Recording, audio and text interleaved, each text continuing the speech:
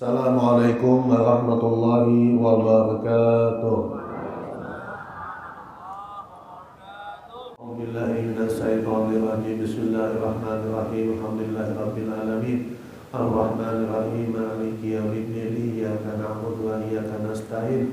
Ihdinas siratal mustaqim. Siratal ladzina an'amta 'alaihim ghairil maghdubi 'alaihim waladdallin. Amin.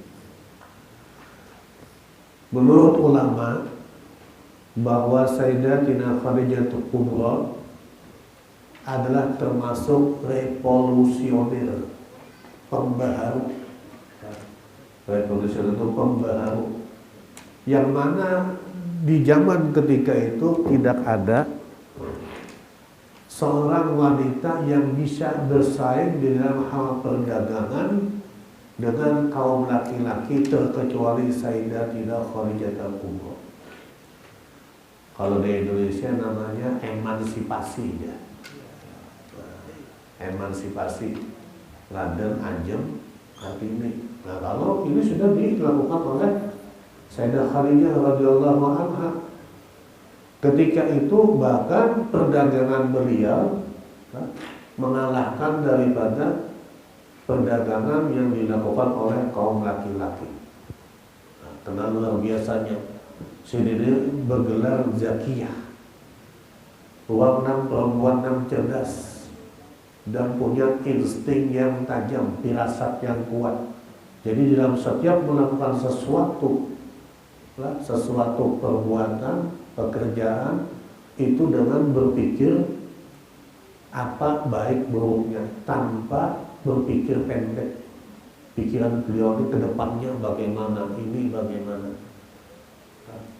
Makanya ketika beliau memulai dari perdagangan itu, anak buahnya atau khadam yang ikut dengan beliau itu semakin bertambah, bukannya semakin berkurang. Kenapa? Karena merasa ketika ikut dengan Sayyidah Khadijah mereka ini rasa nyaman. Beda dengan daripada ikut dengan para kapilah-kapilah yang lain. Makanya Maisarah itu sangat taat kepada Sayyidah Khadijah. Bahkan ketika Sayyidah Khadijah menyuruh untuk mengikuti Nabi Muhammad, menemani Nabi Muhammad membawa barang dagangan ke kota Syam, itu dengan tugas utamanya apa? Bukan hanya menemani. Tugas utamanya apa? Intel. Karena Sayyidah Khadijah ini sudah melihat tanda-tanda kebesaran daripada Nabi kita Muhammad. Sudah melihat tanda-tanda. Dan juga diperkuat lagi oleh paman beliau yang bernama Naufal bin Harithah, yang mengatakan ini Muhammad ini calon yang punya kedudukan tinggi, calon daripada Nabi akhir zaman. Makanya, ketika mengutus Maisarah untuk ikut dengan Nabi Muhammad, tugas utamanya apa? Intel, mengingat, mencatat kejadian-kejadian yang terjadi kepada diri Nabi Muhammad selama dalam perjalanan sampai pulang. Itu tugas utamanya. Nah, selain dari membantu melayani Nabi Muhammad. Nah, ketika sampai Nabi Muhammad dengan memodalkan, dengan membawa keuntungan yang sangat besar, maka setelah Nabi Muhammad pulang, Maisarah dipanggil oleh Sayyidah Khadijah. Kayak Pak, selama perjalanan itu apa yang kau alami dengan Muhammad? Apa yang kau rasakan dengan Nabi Muhammad? Berceritalah Maisarah. Yang dari dalam perjalanan itu kata Maisarah, onta-onta yang kami tunggangi dan juga yang membawa daripada barang dagangan ke kota Syam itu tidak ada yang rewel sama sekali. Biasanya kan ada ya. Ini karena berangkat paling akhir, datang awal paling awal. Nabi Muhammad berangkat paling akhir, artinya kafilah terakhir dari kota Mekah yang menuju kota Syam. Tapi di dalam perjalanan namanya ontanya tahu ini siapa. Ontanya paham ini siapa nih. kada hendak maulah ngalih lawan Nabi Muhammad, kada ungah, malah mereka senang. Kada berubah nama, setobat-tobat hendak makan, kada ombanya paham. Karena paling makhluk yang paling mulia. Lalu ujar nama Aisyah pulang, selama dalam perjalanan itu awan selalu menyertai Nabi Muhammad, di mana Nabi Muhammad berada di atas kepala beliau itu ada awan yang selalu menaungi Nabi Muhammad Sallallahu Alaihi Wasallam. Makin yakin nih sahabat Sayyidah Khadijah nih, makin yakin. Wah ini muncul nih sudah nih. Lima itu kejujuran Nabi Muhammad di dalam berdagang, barang yang baik dibadakan baik, barang yang ada cacat dibadakan ada cacat. Ini makinnya apa Sayyidah Khadijah ini tambah cinta, bertumbuh tambah. Nah, setelah mendapatkan keterangan-keterangan dari masa Maisarah ini, maka semakin yakin Sayyidah Khadijah ini sudah. Nah, ini kena hukum ada lapas lagi ini. Nah, lalu dipanggil siapa? Nafisah. Nafisah ini Anda masih hubungan keluarga dengan Nabi Muhammad SAW. Lalu diutuslah Nafisah dengan tujuan utama apa? Melamar. Melamar daripada Nabi Muhammad SAW. Pokoknya ketika Nabi Syah berkata kepada Nabi Muhammad SAW, ya Nabi Muhammad, ya Muhammad, apakah engkau tidak mau berkawin, tidak hendak nikah? Nabi Muhammad tahun ini, kejar Nabi Muhammad siapa hendak menakoni harta kedenda, ya Allah. Ujian Nabi Syah ada hendak lawan Nabi Muhammad. Siapa Nabi Muhammad? Khadijah binti Khuwailid, Khadijah. Nah di sini jawaban Nabi Muhammad nih, yang paling bagus jawaban Nabi Muhammad. Ujian Nabi Muhammad, yang aku lihat daripada Khadijah adalah yang terjaga daripada perbuatan-perbuatan jahiliyah. Artinya apa? Melihat Nabi Muhammad akhlak, lain duitnya. Mun kita bisa ada nama lamar misalnya siapa di sini? Binian Sugih. Anak bid Bersalahuddin ada anak lampian siapa? Musdalifah. Oh ayo. Misalnya kalau karena terpandang sugihnya kan itu. Karena menang akhlaknya lagi. Tapi Nabi Muhammad ini dalam dipandang akhlaknya. Bahwa Sayyidah Khadijah itu ujian Nabi Muhammad dan aku tahu terpelihara daripada gawian-gawian jahiliyah. Gawian jahiliyah itu apa? Ya nang mabok-mabokan, nang pesta-pesta laki-laki berkumpul perempuan, pesta-pesta, nah minum-minum itu gawian jahiliyah. Nang menyembah berhala itu gawian jahiliyah. Nah ujian Nabi Muhammad Sayyidah Khadijah ini aku lihat, aku ketahui tidak melakukan daripada gawian-gawian jahiliyah. Kenapa? Ini orang yang suci akan dipertemukan dengan yang suci. Ada mau nang suci ini bertemu nang kijat, kada mau. Nang bersih akan bertemu dengan yang bersih.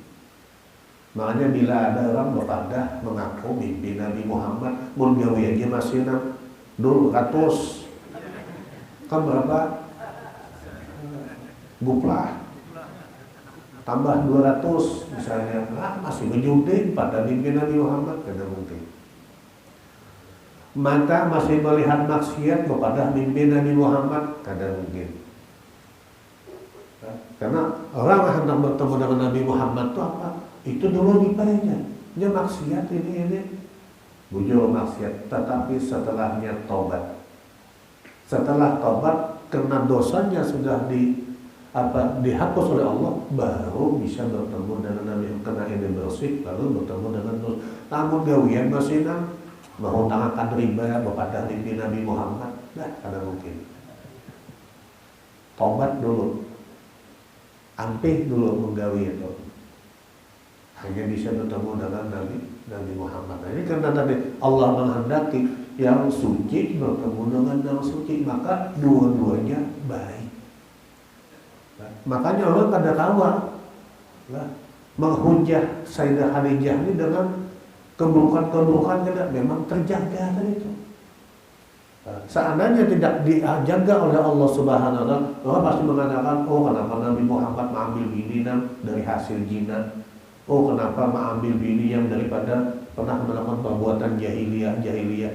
Karena tidak melakukan ini, maka orang ada kawa menghujat keburukan dengan Sayyidah Khadijah radhiyallahu anha. Karena baik tadi itu. Jadi mencari keburukan daripada Sayyidah Khadijah ada kawa. Tidak bisa, karena bagus bertemu dengan yang bagus. Akhirnya apa? Makanya ketika berumah tangga dengan Nabi Muhammad SAW, pernah suatu ketika Nabi Muhammad itu pulang daripada dakwah. Dilihatnya bahwa Sayyidah Khadijah sedang menyusui daripada anak tercinta Nabi Muhammad, Sayyidah Fatimah radhiyallahu anha. Nah pada saat itu yang keluar bukan air susu lagi, tapi air yang sudah bercampur dengan darah. Kenapa? Karena tidak adanya makanan yang dikonsumsi, yang dimakan oleh Sayyidah Khadijah radhiyallahu anha. Bayangkan dia. Dari wanita terhormat sampai wanita-wanita Quraisy pada saat itu tidak ingin bergaul berteman dengan Sayyidah Khadijah lagi. Bayangkan. Dari seorang bangsawan sampai menjadi seorang yang paling miskin. Ada mulai ini paling jadi orang sugih sampai paling miskin antara dua aja, mau kada masuk sambang lihum berjalan ke baju stres. Tapi Sayyidah Khadijah tidak pernah dalam kesulitan apapun yang terjadi dalam kehidupannya tidak pernah mengeluh kepada Nabi kita Muhammad SAW. Pernah Nabi Muhammad itu ketika melihat Sayyidah Khadijah menangis di atas Jabal Qubais, menangis. Jadi didekati oleh Nabi Muhammad SAW. Nabi Muhammad, ya Khadijah, apa yang kau tangisi? Karena si Dede kada hendak membebankan pikiran kepada suami, berdiam di kampung Nabi Muhammad, tetap menangis. Ditanya oleh Nabi Muhammad yang kedua kali, ya istriku, apa kau tangisi? Berdiam pula. Kadang-kadang membebankan Nabi Muhammad. Nah ketika Nabi Muhammad bertanya sambil menepukkan tangan beliau ke Jabal Qubais, ya Khadijah, apa yang kau tangisi? Maka seketika itu Jabal Qubais, gunung Jabal Qubais berubah menjadi emas. Karena Sayyidah Khadijah ini orangnya zakiyah, paham, mengerti, langsung menyambut, ya Rasul, bukan itu yang aku tangisi. Punya Nabi Muhammad ini mantiknya nih, kalau ikan tangisi bila harta ikan habis nih ganti nih gunungnya jadi emas, mantiknya tadi. Tapi karena zakiyah Sayyidah Khadijah, bukan itu yang kau tangisi ya Rasulullah. Ya kau tangisi apa lagi yang akan aku berikan, yang aku korbankan untuk dakwah engkau. Padahal harta habis kan. Ada lagi lu menangis apa nih jadi nyuruh laki nih. Nah, kalau kita sudah menangis habis tuh menangis bujur lain lagi sudah. Ya Allah, menangis badal itu Pak. Jadi menangisi apa yang akan diberikan kepada Nabi Muhammad.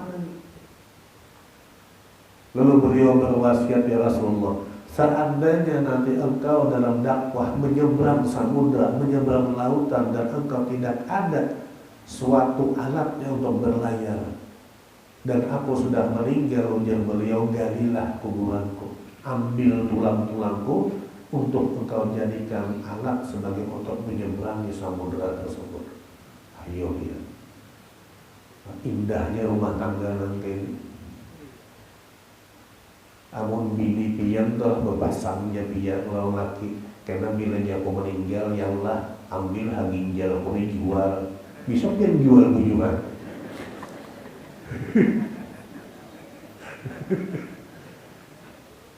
Ya Allah, ambil mata kau ini donor apa jualakan, misalkan congkel bujuan matanya. Ini Nabi Muhammad lah. Yang kita ketahui bagaimana kekayaan Sayyidah Khadijah yang semuanya diserahkan oleh Nabi Muhammad, diserahkan kepada Nabi Muhammad, 1 sen pun tidak ada yang digunakan untuk namanya menikmati daripada harta itu ada. Pun kita pun bini menyerahkan harta sama anda 2 bulan 3 bulan yang habar anu nak ikan kawin pula.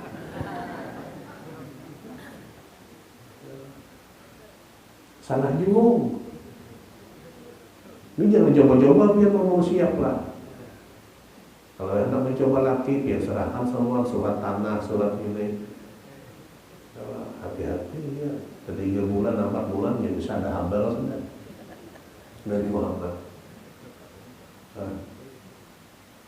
Bayangkan 24 tahun rumah tangga, tidak ada wanita lain. Tidak ada wanita lain. Maka ulama mengatakan Sayyidah Khadijah itu cinta pertamanya Nabi Muhammad Sallallahu Alaihi Wasallam. Maka bila sudah cinta pertama itu wahai nawaimu maka tahu kita ini cinta pertama kan lawan bini lawan laki nggak tahu kita lah. Cinta pertama makanya sulit melupakan. Nah di akhir hayat beliau Nabi Muhammad itu dengan terisak-isak menangisi wajar karena saking dicinta Muhammad. Ketika sudah dalam pangkuan Nabi Muhammad, Sayyidah Khadijah dalam keadaan meninggal dunia, Nabi Muhammad berkata kepada Sayyidah Khadijah, ya istriku yang tercinta, ketahuilah bahwa seluruh pakaian muslim yang ada pada saat itu, jadi Muhammad, setiap pakaian muslim yang ada pada saat ini di kota Mekah, semuanya tidak lain adalah dari harta engkau. Tidak ada seorang muslim pun yang ada di kota Mekah pada saat itu terkecuali sudah menerima daripada hartanya Sayyidah Khadijah. Tetapi kenapa ya Nabi Muhammad ketika engkau meninggal dunia yang engkau minta hanya secara lain daripada ridha yang sering aku pakai untuk menerima wahyu daripada Allah melalui malaikat Jibril. Seandainya engkau minta lebih daripada itu, pasti akan aku kabulkan dengan Muhammad. Ini pun ketika berpandangnya kadang berpandang langsung. Nah, ini melalui Sayyidah Fatimah pula, karena kadang-kadang membebanakan laki dan itu. Karena bila meninggalnya sendiri pada keluarga hitam lah. Tolong aku minta selendang ridha yang sering dipakai hamba ikan bila menerima wahyu. Sedangkan aku gunakan sebagai kain kafan. Karena unya Sayyidah Khadijah aku takutan dalam siksa kubur. Dan Sayyidah Khadijah takutan dalam siksa kubur. Kayak apa ya? Kita bilang kan data utangnya. Umar Ibn Khattab tahukin kayak peganasnya. Dan paling aku takuti Sayyidina Umar Ibn Khattab siksa kubur. Karena ketika dalam kubur itu tidak ada yang menemani aku kecuali amalku. Nah ini. Lalu Allah mengirimkan malaikat Jibril, memerintahkan malaikat Jibril untuk mengambil kain kafan daripada surga sebanyak 5 lembar yang diberikan kepada Sayyidah Khadijah, kepada Nabi Muhammad, kepada Sayyidah Fatimah, kepada Sayyidina Ali, dan kepada Sayyidina Hasan. 5 lembar. Beberapa Nabi Muhammad saking Husain bang mana? Saya kau dapat. Ujian malaikat Jibril Husain tidak meninggal dalam mengenakan kafan, karena meninggal dalam keadaan syahid. Tahu Nabi Muhammad cucunya dalam meninggal syahid, tahu sudah. Ayo bayangkan dia. Nah, 24 tahun berumah tangga dengan Nabi Muhammad. Sayyidah Khadijah ini kada suara angkat suara. Yang mau laki berapa kali deh nambah mamai. Ada hitungan. Ya, belum lagi nambah.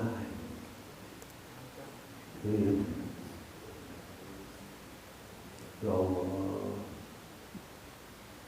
Makanya setiap wanita soleha, setiap istri soleha yang mengamalkan daripada apa disampaikan oleh Nabi Muhammad, pahalanya akan mengalir kepada Sayyidah Khadijah radhiyallahu anha. Kenapa? Karena Sayyidah Khadijah lah nama contohkan bagaimana menjadi istri yang soleha.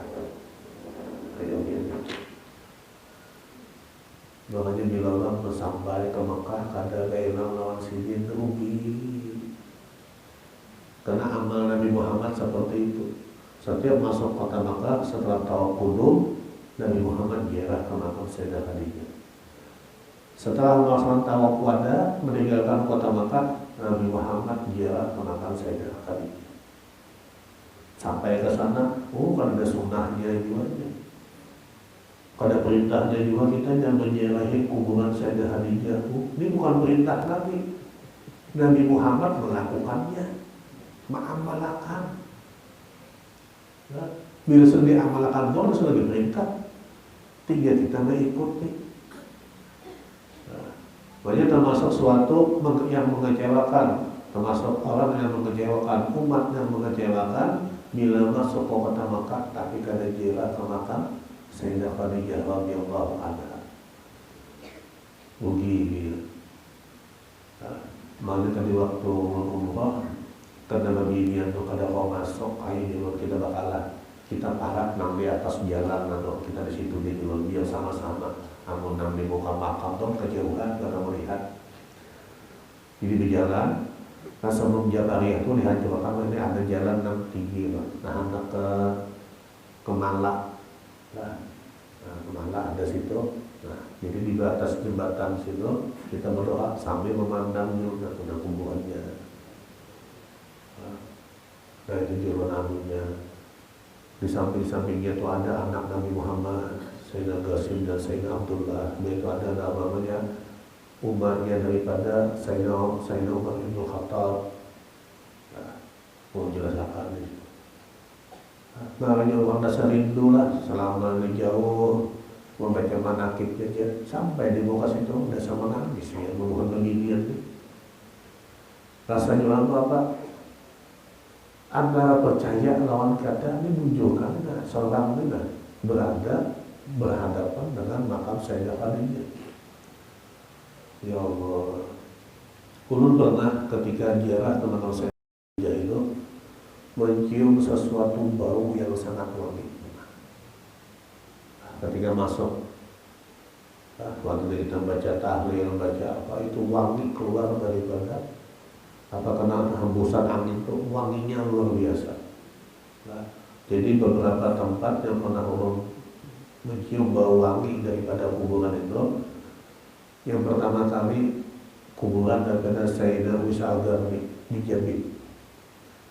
Itu bau wangi. Tanahnya orang ambil minta, cuman kawan karena membeli kakak.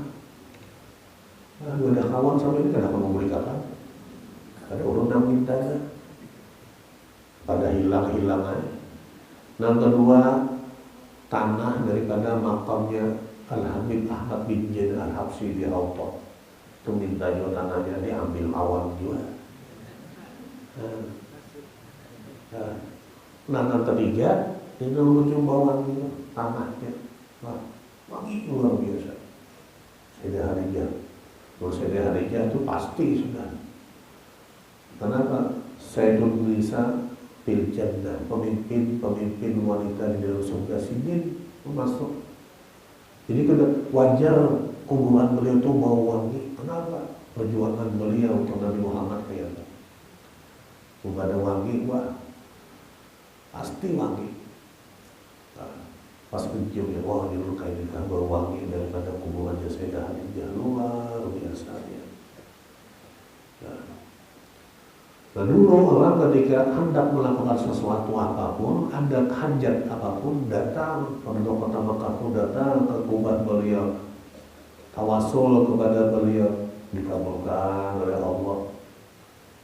Dulu, bahkan sampai sekarang, tapi orang yang punya keyakinan ta'alluq yang kuat dengan beliau. Kalau buat kita ini coba-coba. Coba ya datang pada Sayyidah Khadijah yang kalau kabul, kalau artinya menolak, kalau kabul, ya Allah, karena keyakinan. Allah setiap datang ke situ selalu berdoa, ya Allah, sebagaimana pada saat ini ulun Engkau sampaikan di tempat yang mulia ini, ulun minta kembalikan segera ulun ke tempat yang mulia itu. Kita memberi lakas. Karena tadi kejiran makam Rasulullah selalu minta, ya Allah, sebagaimana Engkau pada saat ini menyampaikan diriku di depan kubah hadrahnya Nabi Muhammad, maka kembalikan diriku secepatnya ke tempat yang mulia ini. Minta terus. Hanya bila kita dapat nikmat, itu kita diperintahkan oleh Allah agar nikmat itu jangan sampai hilang. Minta terus dapat. Sama ketika kita sudah merasakan nikmatnya sholat, nikmatnya ibadah, nikmatnya kita hadir majelis ilmu, minta kepada Allah, ya Allah, berikan nikmat yang sama dan Engkau tambah nikmat yang lebih lagi untuk diriku dalam keadaan seperti ini dan keadaan yang akan datang kita lagi. Jangan merasa puas. Bila dapat nikmat, ya Allah, luar biasa. Dan alhamdulillah sudah sebagai penutup bahwa ini sebagai nasihat untuk pribadi dan juga biar-biar semua. Kalau memang sudah ada kelebihan rezeki harta, segera datang. Jangan ditunda-tunda. Karena melihat keadaan wah ini kebanyakan daripada jemaah umrah itu di atas 60 rata-rata. Di atas 60. Dan kebanyakan di sana, ya Allah, dia tidak bisa menyelesaikan rangkaian ibadah umrah itu dengan yang sempurna itu kada bisa. Nah, artinya apa? Hendak tawaf betunjul, kursi roda duitnya ada, bukan ada. Hendak sa'i betunjul murah. Ini jemaah umroh dari rantau Saiko sampai sekarang masih koma di rumah sakit Saudi. Umur 70 lebih. Kemudian gula darah naik ke 600 karena pada obat kena bawa rasanya drop. Maka Saudi ini bila dia kada api ujung kada keluarannya. Sampai sekarang ada terakhir nanti ada kalau mau bicara mata ya. Jadi jalan mata. Makanya bila sudah ada rezeki segera aja dia. Jangan berkisah, oh kalau kau kecuali panggilan Nabi Ibrahim buah nyawa. Itu ya. Pinokoyo lagi panggilan Nabi Ibrahim. Pokoknya bila sudah ada kelebihan harta wajib indamajab Imam Syafi'i wajib umroh 1 kali, haji 1 kali. Di biar umrah pertama itu wajib. Wajib. Haji kena sekali wajib. Indah Imam Syafi'i. Jadi jangan berpandangan pada Allah harus berkamu dengan Nabi Ibrahim dapat panggilan bah. Panggilan Nabi Ibrahim itu sudah ketika kita ada kelebihan harta wajib. Makanya punya Allah Subhanahu wa taala pendapat Al-Imam Al-Habib Abdullah bin Ali Al-Haddad di dalam kitab An-Nasaibiliyah beliau mengatakan orang yang punya kelebihan harta dia tidak segera melaksanakan ibadah haji atau umroh maka dia dikhawatirkan meninggal dalam keadaan su'ul khotimah. Dipertegas lagi oleh Nabi Muhammad orang yang punya kelebihan harta dia tidak mendatangi dia berziarah kepada diriku dan melakukan ibadah haji dan umrah Maka ujar Nabi Muhammad, mati saja dalam keadaan Nasraniyan atau Yahudiyan. Mati dalam keadaan orang Nasrani atau Yahudi. Nah, ini orang yang sudah berduit, ada anak ulak-ulak, ada ini ancaman Rasul. Mati saja dalam keadaan Nasraniyan atau Yahudiyan. Nah, jadi kadang-kadang istilahnya panggilan Nabi Ibrahim reda. Nah, bila sudah mampu, itu panggilan sudah wajib. Nah, kemudian melihat nama ini dengan Tuhan, ya Allah. Nah, ada nafsinya, cuma dia mungkin kelainan. Bila dibawa ke Masjidil Haram sebelahnya panas awak, demam. Ayo kita nama, aduh kerjaan awak bila. Imbah dibawa jerah kunyuk-kunyuk sehat. Pada sembahyang itu intinya sembahyang. Nah, makanya ada kelebihan dari Masjidil Haram itu ujian Nabi Muhammad, barang siapa yang sholat di Masjidil Haram maka seakan-akan dia pahalanya sebanyak 100 kali ribu lipat daripada sholat di masjid yang lain. Sholat itu intinya. Nah kadang-kadang orang bila udah umrah pertama sudah kata diangkat kaki ke Masjidil Haram sebanyak, pada itu intinya. Nah, intinya tuh sholat tadi itu 100 kali lipat. Allah Subhanahu wa Ta'ala setiap hari menurunkan 120 rahmat baik pagi dan malam kepada siapa? 6 tawaf 60 kali 60 rahmat, yang sholat 40 kali 40 rahmat, yang memandang 20 rahmat. Tapi kalau dalam sembahyang dikali pula 100.000 kali. Nah, itu hebatnya. Walaupun berjemaah dulu dia kalau sama ngawi sunah di sini, kodohnya. Kalau sholat tahajud, sholat Masjidil Haram, kalau sholat dua, kodok, karena wajib. Wajib pahamnya kali 100.000 enggak ada. Masjid Nabawi maksudnya kodok, mau bawa anak arba'in dulu gawi berjamaah, 40 waktu situ kawan. Ya mudah-mudahan dengan kita sedikit membaca manaqib Sayyidah Khadijah, Allah sampaikan nantinya diri kita, jasad kita, ruh kita berhadapan langsung dengan makam beliau untuk biasa jalan ke Makkah untuk para